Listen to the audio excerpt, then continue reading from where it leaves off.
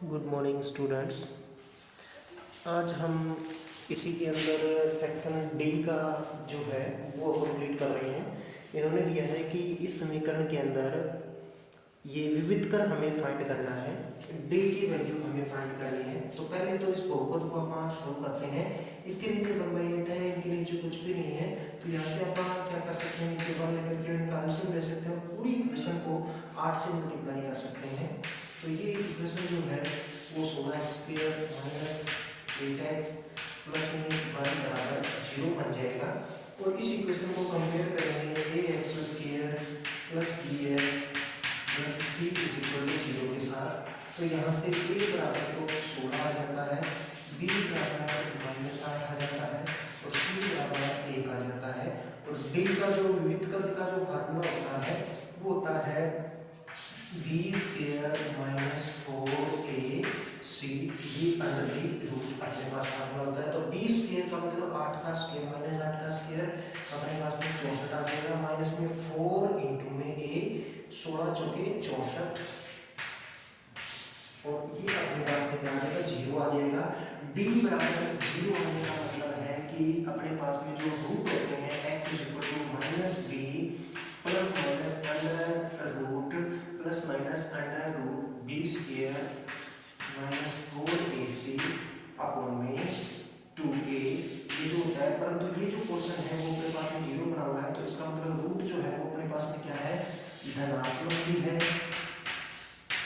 और क्या है, एक समान है। कैसे है, एक समान है।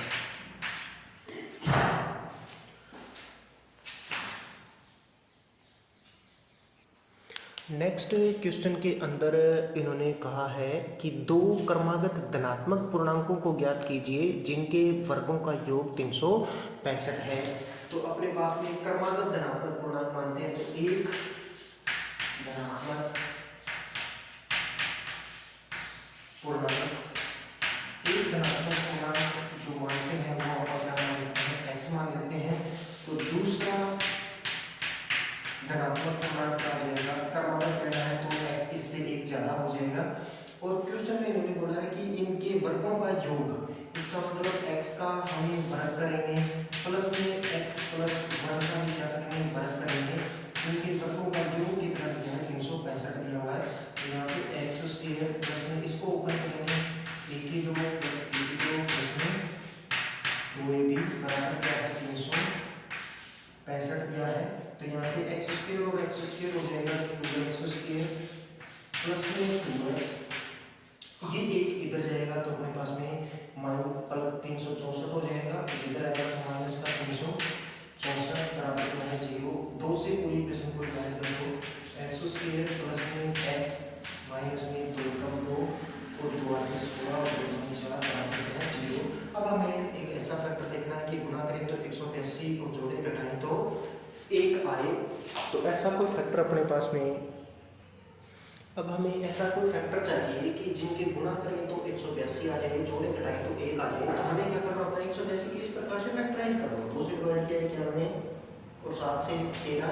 तो देखो अपने पास में 7 में 14 और 13 की जब गुणा करते हैं तब तो अपने पास में क्या आ जाएगा, 182 आ जाएगा और जोड़े घटाएं तो 1 आ जाएगा। तो यहाँ से x² को प्लस का मान क्या लेना है, 14x लेना है और माइनस में क्या लेना है, 13x लेना है, माइनस में 182 बराबर 0। यहाँ से अपने पास में x कॉमन लेगा, x प्लस में अपने पास में आ जाएगा 14 और यहाँ पे x प्लस में 14 आ जाएगा और x की किस चीज़ से गुणा करेंगे, प्लस का 13x माइनस का 13x हो गए, तो यहाँ पे माइनस का 13 आ जाएगा। तो यहाँ पे एक x प्लस में 14 आएगा और एक x से माइनस में 13 आएगा बराबर हमें 0 लेकर के चलना है। तो x का मान निकालने 14 आएगा, माइनस का 14 आने और एक बार क्या आया है, 13 आया है। तो अपने पास में माइनस वाला नंबर हमें लेना नहीं है, केवल धनात्मक पूर्णांक की बात हुई है। क्योंकि धनात्मक पूर्णांक की बात हुई तो एक तो अपने पास में क्या आ जाएगा, 13 आ जाएगा और दूसरा जो नंबर है वो क्या आ जाएगा, 14 आ जाएगा। तो दोनों धनात्मक पूर्णांक 13 और 14 है, जिनके वर्गों का योग जो होता है वो क्या होता है, 365 होता है। देखो 13 का वर्ग अपने पास में 169 होता है और 14 का वर्ग 196 होता है। दोनों को जोड़ेंगे 9 6 15 और 9 6 15 16 दोनों के 365 आ रहा है। तो ये अपना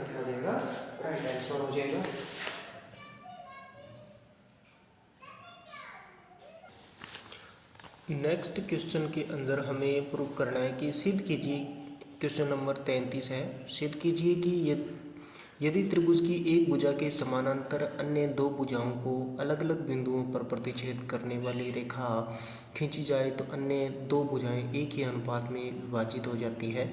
तो इसके लिए अपने पास में ये एक अपना त्रिभुज लेते हैं, ए बी सी त्रिभुज लेते हैं।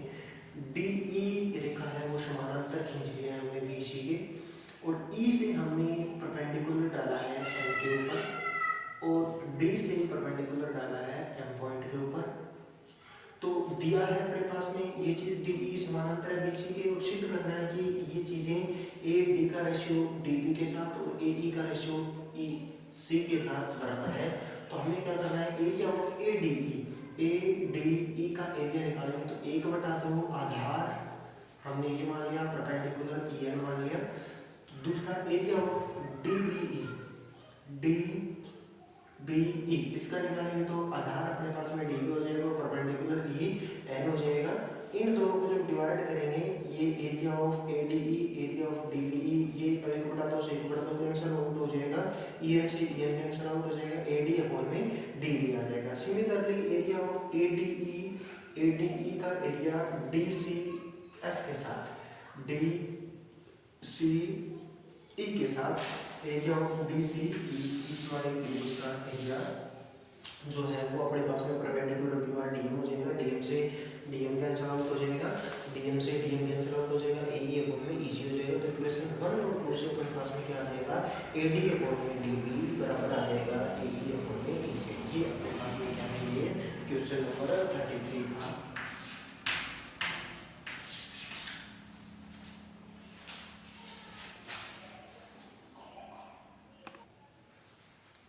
नेक्स्ट क्वेश्चन के अंदर हमें क्वेश्चन नंबर 33 के अथवा के अंदर जो क्वेश्चन दिया है वो पूछा गया है कि एक त्रिभुज ए बी सी की भुजा बी सी पर एक बिंदु डी इस प्रकार स्थित है कि ए डी सी बराबर क्या है, बी ए सी। सिद्ध कीजिए कि सी ए का स्क्वायर बराबर है सी बी इंटू में सी डी। हमें ये एक त्रिभुज दिया है ए बी सी और डी कोई पॉइंट बी सी के ऊपर दिया है, और ये वाला जो कोण है ए डी सी, ये कोण बराबर दिया हुआ है बी ए सी के अंदर, और हमें ये प्रूव करना है कि सी ए का स्क्वायर बराबर क्या है, C B minus C D. तो अपन क्या लेते हैं, एक तो त्रिभुज ए बी सी व त्रिभुज ए बी सी, एक तो ये छोटे वाले त्रिभुज को, एक पूरी बड़ी त्रिभुज को लेते हैं अपन। इसके अंदर अपने पास में क्या है कि एंगल बी ए सी जो है वो बराबर दिया हुआ है, एंगल बी ए सी है वो बराबर कौन से के दिया है, ए बी सी।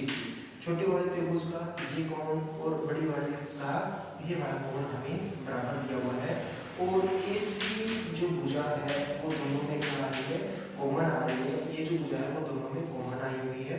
ये कोण अपने पास में क्या है, बराबर दिया हुआ है, और अपने पास में ये जो कोण आया हुआ है वो भी दोनों में कॉमन आया हुआ है। एंगल ए सी बी बराबर है ए सी बी के। तो अपने पास में क्या हो जाएगा कि त्रिभुज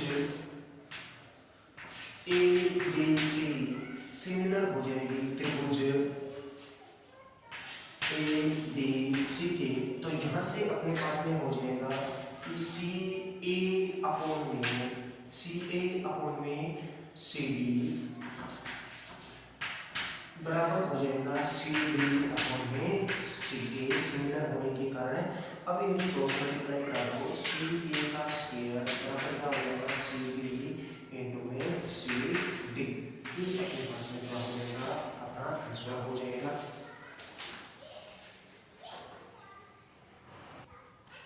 नेक्स्ट जो क्वेश्चन दिया हुआ है कि एक खिलौना त्रिज्या 3.5 सेंटीमीटर वाले एक शंकु के आकार का है जो उसी त्रिज्या वाले एक अर्धगोले पर अध्यारोपित है।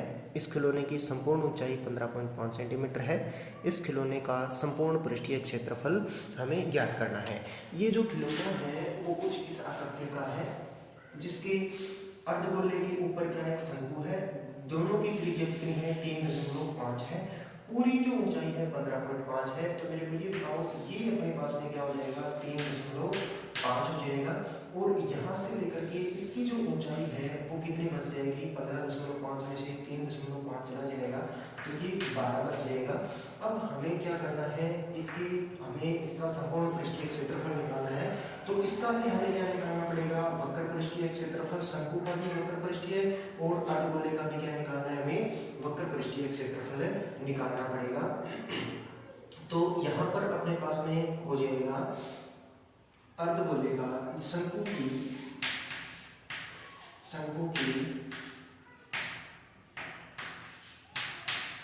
तिर्यक ऊंचाई हमें निकालनी पड़ेगी, तिर्यक ऊंचाई बराबर एल हमें निकालनी पड़ेगी, ये एल है।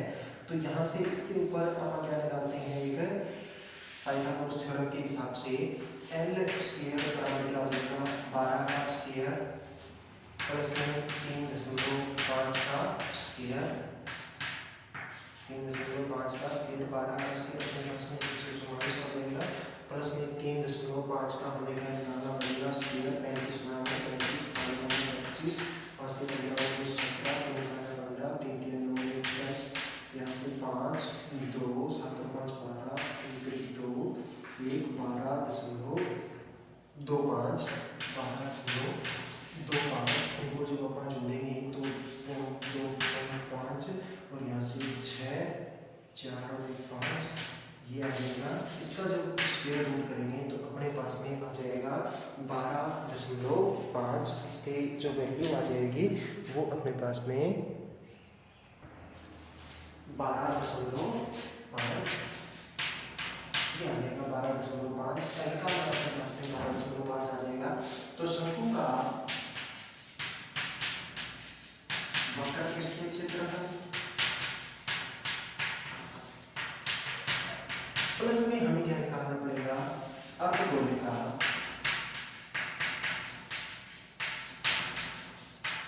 वक्र पृष्ठीय क्षेत्रफल,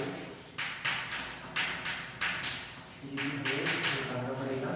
तो यहाँ पे अपने पास में हो जाएगा एल और अर्धगोले का वक्र पृष्ठीय क्षेत्रफल हो जाएगा 2πr स्क्वायर, क्योंकि 4πr² संपूर्ण गोले का क्षेत्रफल होता है, तो अर्धगोले का वक्र पृष्ठीय क्षेत्रफल 2πr² हो जाएगा। तो यहाँ से पाई को आप कॉमन ले सकते हैं, r को बाहर निकाल सकते हैं, l प्लस में क्या बचेगा, r बचेगा, पाई का मान रखो 22/7 और r का मान अपने पास में 3.5 है, तो यहाँ पे 10 रख लो और l प्लस में r, l का मान अपने पास 12.5 आया है, 12.5 और 3.5 को जब ऐड करेंगे तो अपने पास में क्या आ जाएगा, 16 हो जाएगा। 7 से 5 5 से 2 2 से 8 और 3 की गुणा करेंगे आपकी 22 के साथ, 8 2 16 8 2 16 17 और क्या हो जाएगा, सेंटीमीटर तो सेंटीमीटर स्क्वायर और मीटर तो मीटर का स्क्वायर हो जाएगा। ये अपना आंसर आ जाएगा।